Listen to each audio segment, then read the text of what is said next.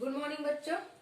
आज 12वीं के अर्थशास्त्र में हम देखेंगे राष्ट्रीय आय से संबंधित समुच्चय एवं अवधारणाएं में राष्ट्रीय आय का महत्व। राष्ट्रीय पिछली कक्षा में हम देखे हैं राष्ट्रीय आय की अवधारणाएं, राष्ट्रीय आय क्या है और राष्ट्रीय आय की अवधारणाएं।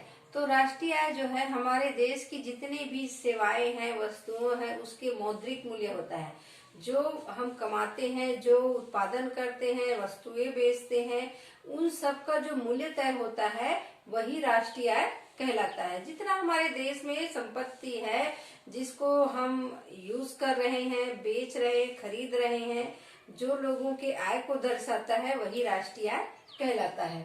तो हम उसकी अवधारणाएं देखे हैं कि राष्ट्रीय आय क्या क्या गणना की जाती है, राष्ट्रीय आय में कैसे क्या क्या होता है, शुद्ध आय, शुद्ध राष्ट्रीय आय जो है कैसे होता है। अब देखते हैं राष्ट्रीय आय का महत्व।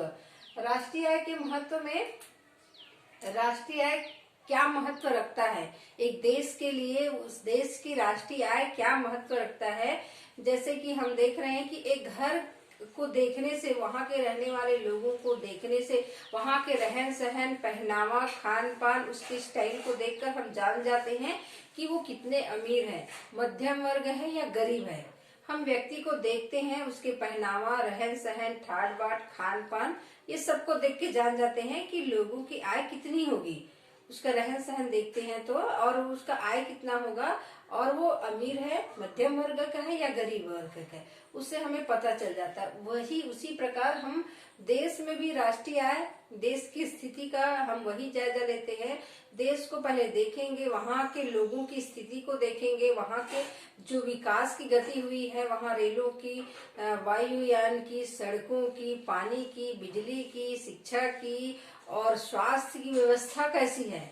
इन सब दर्शाता है कि देश किस स्तर पर है, एक विकसित देश है, विकासशील देश है या गरीब देश है। तो वही स्थिति दर्शाता है कि वहाँ के लोग किस प्रकार से रह रहे हैं, उसका जीने का स्तर कितना है। तो ये राष्ट्रीय आय का महत्व हम पढ़ेंगे। राष्ट्रीय आय के महत्व में किस प्रकार के लाइफस्टाइल वो जीते हैं। तो राष्ट्रीय आय कहाँ कहाँ महत्व रखती है वो देखेंगे। पहला दिया है आर्थिक नियोजन में सहायक। आर्थिक नियोजन के लिए राष्ट्रीय आय बहुत सहायक है, क्योंकि राष्ट्रीय आय के हिसाब से हम आर्थिक नियोजन करते हैं, आर्थिक नियोजन बना रहे हैं। आर्थिक नियोजन क्या है, हम कोई भी योजनाएं तैयार करते हैं 5 साल के लिए, 6 साल के लिए, 10 साल के लिए, 4 साल के लिए, 1 साल के लिए, 3 साल के लिए, 2 साल के लिए, जितना भी हमको उसमें लगता है कि अगर हम पुल बना रहे हैं तो 5 साल के लिए लग सकता है, 10 साल के लिए लग सकता है। तो उसके हिसाब से सरकार जो है पंचवर्षीय योजना का नियम निकाले थे कि पंचवर्षीय योजना तैयार किए। तो कभी कभी ऐसा होता था कि 4 वर्ष के लिए भी योजना बनाते थे, 1 वर्ष के लिए भी योजना बनाते, स्थिति को देखते हुए। तो आर्थिक नियोजन 5 वर्ष के लिए होता है। तो आर्थिक नियोजन में क्या करते हैं हम कि क्या क्या हमको कार्य करना है, कहाँ कितना खर्च करना है।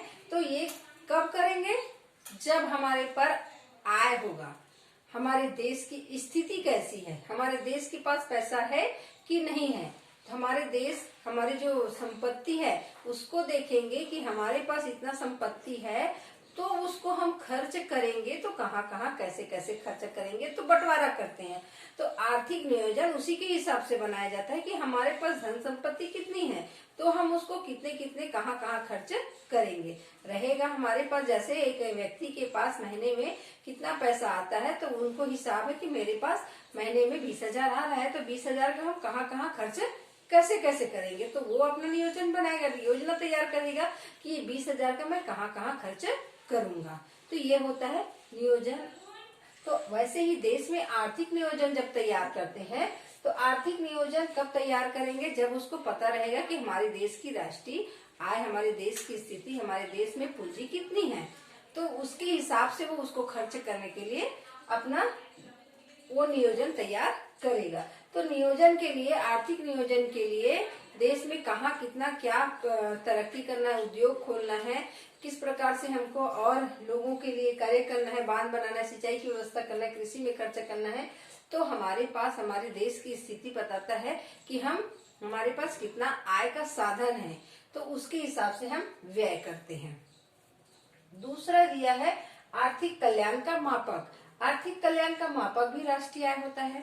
मैं बताई हूँ जिस प्रकार एक व्यक्ति को देख के उसके खान पान रहन सहन का स्टाइल देख के हम जान जाते हैं कि अमीर है, मध्यम वर्ग का है या गरीब वर्ग का है, तो वैसे ही हम आर्थिक कल्याण के बारे में हम देखते हैं कि हमारे पास कितना पैसा है, तो उसके हिसाब से हम खर्च करते हैं लोगों को कल्याण के लिए। जैसे स्कूल खोल रहे हैं, कॉलेज खोल रहे हैं, या हम हॉस्पिटल खोल रहे हैं, लोगों के श्रम निकेतन खोल रहे हैं, या वृद्धों के लिए खोल रहे हैं। तो बहुत सारे ऐसी चीज है जो लोगों के कल्याण के लिए, लोगों के उसको सहायता देने के लिए, पानी की व्यवस्था, स्वास्थ्य की व्यवस्था, अनेक कार्य होते हैं। तो हम अपने देश की स्थिति को देखते हुए कि हम कौन कौन सा ऐसा कार्य कर सकते हैं जो सामाजिक रूप से सबके लिए जरूरी है, सामाजिक कल्याण हो, लोगों का कल्याण हो।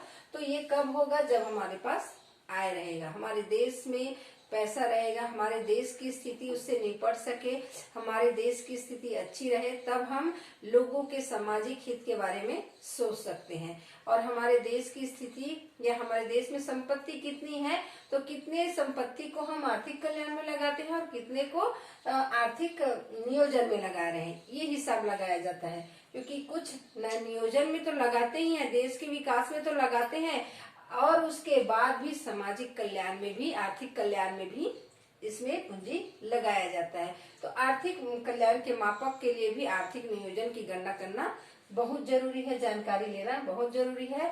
तो ये बहुत महत्व रखता है। तीसरा दिया है जीवन स्तर का सूचक। जीवन स्तर का सूचक वही है कि हम कौन से जीवन स्तर जी रहे हैं, हमारा जीवन स्तर कैसा है, तो वो देखने से ही पता चल जाता है। लोग को देखोगे तो आपको पता ही चल जाएगा वो किस स्तर के हैं, क्योंकि वो हम लोगों के पहनावे, उसके रहन सहन ठसन को जान जाते हैं कि किस लेवल के हैं। तो हम पहनावा देख के, सूट बूट देख के जान जाते हैं हाँ ये पैसे वाला है। तो उसी के हिसाब से हम देश में भी देखेंगे, देश में किस प्रकार से हमारे लोगों के अच्छे सुख सुविधा की वस्तुएं हैं, लोगों को किसी प्रकार का तकलीफ नहीं है, न गरीबी है, न भूख से मर रहे हैं, सभी के पास खाने के लिए रोटी है, पहनने के लिए कपड़ा है, रहने के लिए मकान है। तो जीवन स्तर सुधर रहा है, तो हम अनुमान लगाएंगे कि हाँ ये जो देश है वो विकास की राह पर चल रहा है। और विकसित देश जहाँ पर अत्याधुनिक मशीन, अत्याधुनिक जीने का स्टाइल, वहां पर किसी प्रकार की कोई कमी नहीं है, हर चीज मशीन के द्वारा हो रहा है, वहां पर प्रत्येक व्यक्ति का जो आय है वो बहुत बढ़ा हुआ है, वो किसी प्रकार का उनको कोई तकलीफ नहीं है। तो ये क्या है? उसके जीवन स्तर को दर्शाता है कि अमीर है, गरीब है, क्या है। तो हम किसी भी देश से अनुमान लगा सकते हैं कि कौन सा देश गरीब है, कौन सा देश अमीर है। अमेरिका को देखेंगे, इंग्लैंड को देखेंगे, तो वहाँ के लोग, वहाँ की चकाचौंध उसको देख के सब वही स्टाइल जीना चाहते हैं, वही जाना चाहते हैं। क्यों? वहाँ विकसित देश है, विकसित देश है, पूरा विकास कर चुके हैं, वहां पर किसी प्रकार का कोई कमी नहीं है। परंतु हमारा जो देश है भारत, वो विकासशील देश है, विकास करे जा रहे हैं, हम गरीब नहीं हैं। और पाकिस्तान को देखोगे तो वो एक गरीब देश है। तो ये रहा हमारे जीवन स्तर का सूचक होता है वहाँ की राष्ट्रीय, क्योंकि हम अपने देश का राष्ट्रीय आय से अनुमान लगाएंगे तो पता चलेगा कि इस देश की राष्ट्रीय आय कितनी है। अमेरिका का राष्ट्रीय आय, प्रत्येक व्यक्ति का आय अगर पता चलेगी तो राष्ट्रीय आय पता चलेगा, उससे अनुमान लगते हैं कि देश का स्तर कैसा है। तो हम वहाँ के लोगों के जीवन स्तर, उनके आय, उनको देखकर हम पता लगा सकते हैं कि वहाँ के देश की स्थिति कैसी है। अब देखते हैं तुलनात्मक अध्ययन में सहायक। राष्ट्रीय आय जो होता है वो तुलनात्मक अध्ययन करने में बहुत सहायक होता है, क्योंकि तुलनात्मक अध्ययन क्या है? एक से दूसरे की तुलना करना। एक व्यक्ति की दूसरे व्यक्ति से तुलना कैसे करेंगे? एक बड़ा सा मकान है, बड़ा सा हवेली है, बंगला है, उसी के सामने क्या है? छोटा सा मकान है या झोपड़ी है। तो तुलना करेंगे ना कि बड़ा सा मकान में गरीब व्यक्ति तो नहीं रहेगा, भिखारी कौन रहेगा? बड़े व्यक्ति रहेगा, बड़े पूंजीपति रहेगा, जिसके पास धन संपत्ति है वो रहेगा, वो बड़ा सा मकान बनाएगा, हवेली बनाएगा। और एक गरीब जो है वो छोटा सा झोपड़ी बना के रहता है। तो दोनों में तुलना हुआ ना, जो गरीब है वो छोटी सी झोपड़ी में रह रहे हैं, और जो अमीर है, पूंजीपति है, वो बड़े से हवेली में रह रहे हैं। दोनों को देख के तुलना करने से हमको समझ में आता था एक गरीब है, एक अमीर है। तो राष्ट्रीय आय भी वैसे ही तुलना करने में सहायक होता है कि एक दूसरे की तुलना हम कर सकते हैं। वैसे ही देश की स्थिति को देखकर, भारत को, अमेरिका को देख के हम अंदाजा लगा सकते हैं कि कौन सा देश अमीर है, कौन सा गरीब है। ये तुलना करने में आसानी होता है। तो राष्ट्रीय आय ही रहता है तुलना करने के लिए कि प्रति व्यक्ति आय कितना है, उसी के अनुसार राष्ट्रीय आय रहता है और राष्ट्रीय आय के अनुसार ही उनकी तुलना की जाती है। तो राष्ट्रीय आय के अनुसार ही हम उसको तुलना करें। एक व्यक्ति के आय उससे जुड़ा होता है राष्ट्रीय आय से, क्योंकि व्यक्ति से ही देश बनता है। तो एक व्यक्ति की आय ही राष्ट्रीय आय कहलाता है। तो उसी के अनुसार उसकी तुलना होती है। एक दूसरे देश को हम तुलना कर सकते हैं वहां के राष्ट्रीय आय को अनुमान लगा के, गणना करके। उसके लिए हमको वहां पर जाने की आवश्यकता नहीं। अगर हम दूसरे देशों के राष्ट्रीय आय के बारे में हमको जानकारी अगर है तो हम तुलना कर सकते हैं कि कौन सा देश अमीर है, कौन सा देश गरीब है। हमारा देश गरीब है और अमेरिका, इंग्लैंड जो है हमसे अमीर है। ये तुलना किया जा सकता है। तो राष्ट्रीय आय जो होती है तुलना करने में बहुत सहायता देती है। आर्थिक विकास का सूचक, ये राष्ट्रीय आय भी आर्थिक विकास का सूचक है, क्योंकि राष्ट्रीय आय हमारा अधिक है तो जाहिर सी बात है देश विकास करेगा। क्योंकि राष्ट्रीय आय अगर कम है तो हम खर्चा कहाँ से करेंगे। गरीब व्यक्ति अपने खाने पीने में ही अपना पूरा जो पैसा है वो खत्म कर देते हैं और ज्यादा आरामदायक सुख सुविधाएं की चीजें खरीदने में वो सक्षम नहीं होते। वैसे ही देश की स्थिति होती है।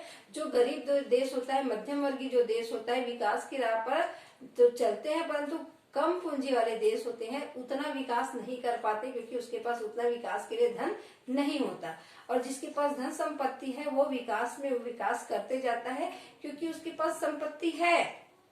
तो वही दिखाता है कि जिस देश की राष्ट्रीय आय अधिक है वो विकास अधिक करता है, जिस देश की राष्ट्रीय आय कम है वह विकास कम करता है, क्योंकि उसको अपने जरूरतों को ही पूरा करने में पूरा समाप्त हो जाता है। एक गरीब, एक मध्यम वर्गीय परिवार जो है उनकी जरूरतों में ही उनका पैसा खत्म हो जाता है, तो और ज्यादा सामान वो नहीं खरीद पाता। वैसे ही देश की भी होती है। तो ये आर्थिक विकास का सूचक, जिस प्रकार से वो आर्थिक विकास कर रहा है तो वो राष्ट्रीय आय कितना है वो सूचना हमको देती है कि अच्छा, जिसका राष्ट्रीय आय है वो अधिक विकास करेगा, जिसका राष्ट्रीय आय कम है वो कम विकास करेगा, क्योंकि जितना पैसा उतना खर्चा होता है।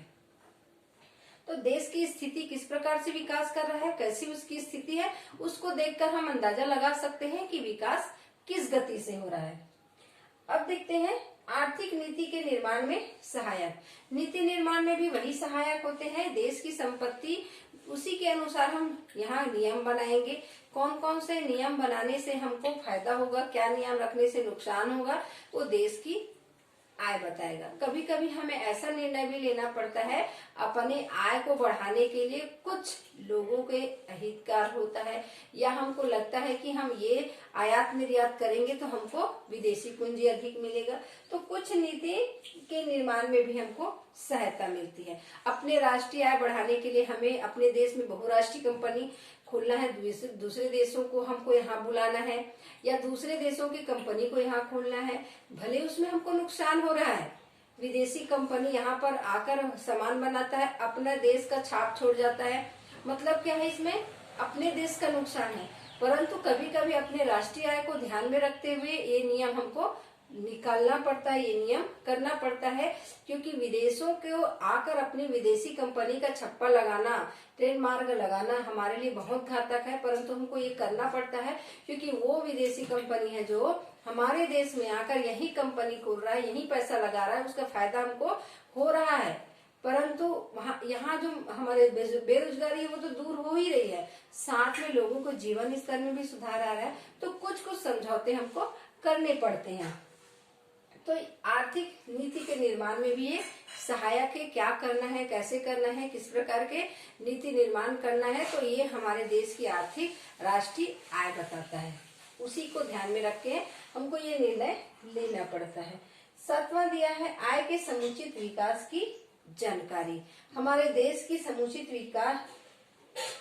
समुचित वितरण की जानकारी कि वितरण किस आधार पर, राष्ट्रीय आय के आधार पर हम वेतन तय होता है देश की। देखो विदेशों में कहते हैं कि बड़े काम के हिसाब से वहां पर लाखों, 2 लाख, 4 लाख 10 लाख, इस हिसाब से वहां पर लोगों को पेमेंट दिया जाता है, महीने का रोजी दिया जाता है। जो हमारे देश में उसके हिसाब से कम है, क्योंकि हमारे देश में मुद्रा की कीमत कम है, वहाँ अधिक है।